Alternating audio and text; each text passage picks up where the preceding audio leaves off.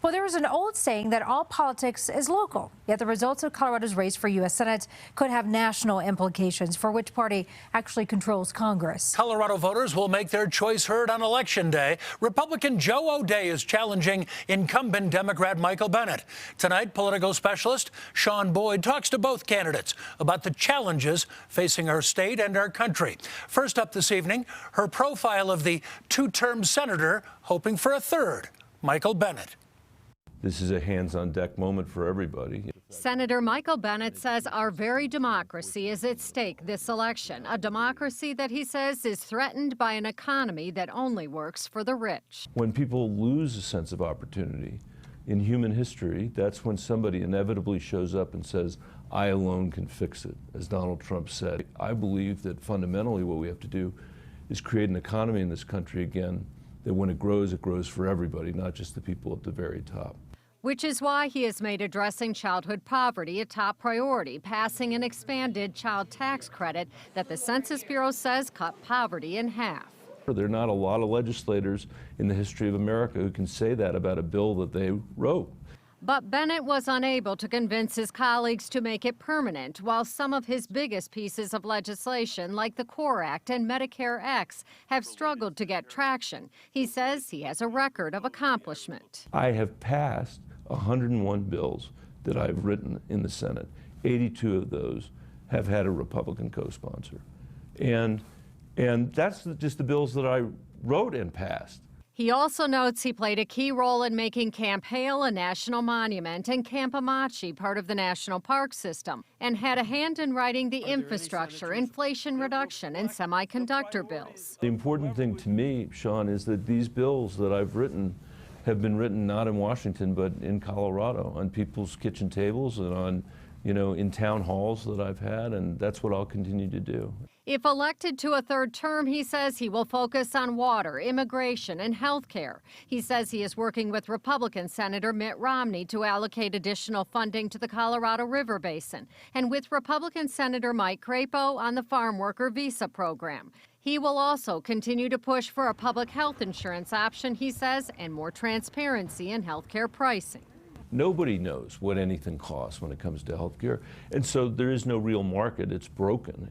Lowering the cost of health care, he says, will also help reduce the national debt. The Congressional Budget Office says federal deficits have grown by almost $4 billion over the last 2 years alone, as federal spending has soared. But Bennet blames record-high inflation on supply chain issues that he traces back to President Reagan, making it easier for companies to move operations overseas. I think we're going to be digging out of this for a while, this global issue, and the way we're going to do it, I hope, is by bringing these supply chains back to the United States. He also blames the Republican Tax Cuts and Jobs Act for a worsening economy. Cut taxes for rich people in America to the tune of $5 trillion, none of which was paid for. He says Democrats also share some of the blame. I think it's wrong that the Democratic Party, even though it promised to reverse the Trump tax cuts for the wealthiest people, didn't do it. I think it's morally wrong.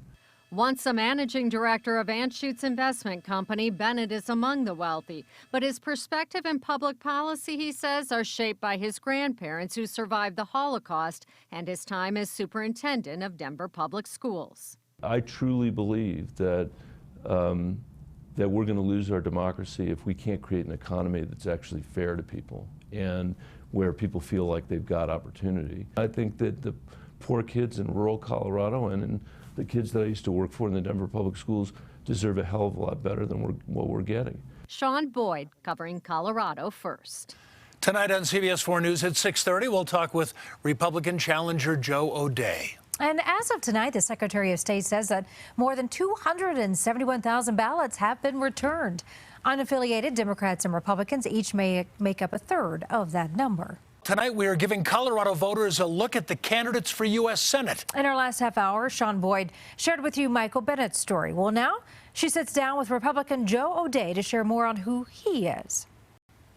5 years ago, if somebody said you'd be running for U.S. Senate today, what would you have said? Hell no. Why would I do that? Why would I do that?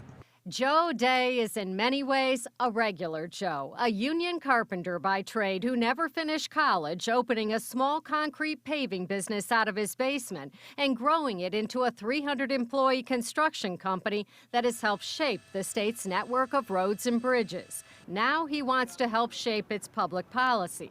If elected, he would be the state's first U.S. senator with no political or public sector experience. But he says he has plenty of experience working with the other side of the aisle. I've been working in Denver for 30 plus years.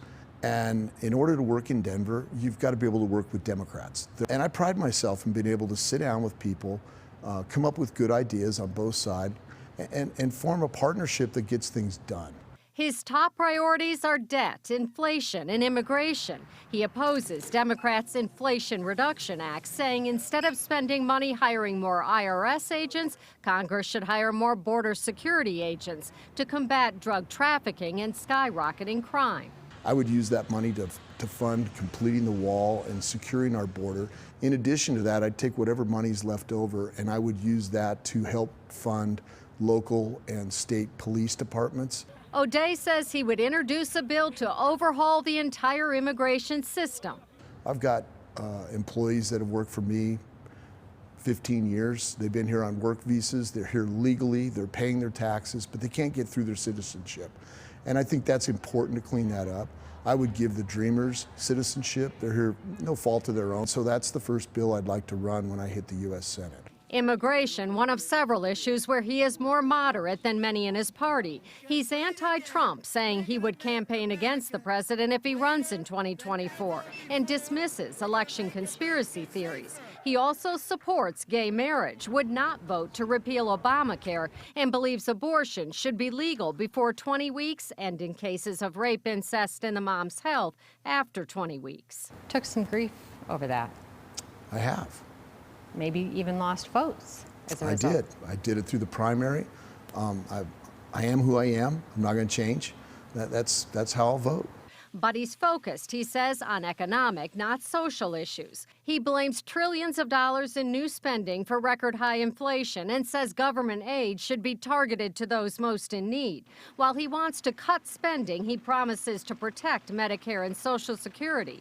Increasing energy production, he says, would also help the economy and environment. If we want to do a lot of good work for the world, let's export good, clean natural gas to Asia, to India.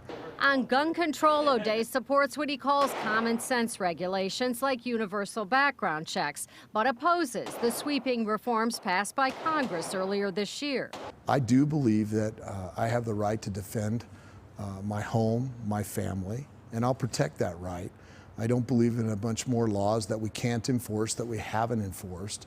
He says he will be his own man, not a yes man in D.C., and his message, he says, is resonating. Somebody stop at a lunch, come in and grab my hands and prayed with me for my family. He said, I'm praying for you for what you're doing. And those are the kind of people we've seen across the state that care. They're ready for some change. Sean Boyd, covering Colorado First. Sean, thank you. We'll post all these candidate profiles on our website, cbscolorado.com. And also check out Sean Boyd's political show. It's called Left, Right, Center, streaming Fridays at 1 p.m. The easiest way to watch CBS News Colorado is on your connected TV. Just download the free CBS News app or Pluto TV.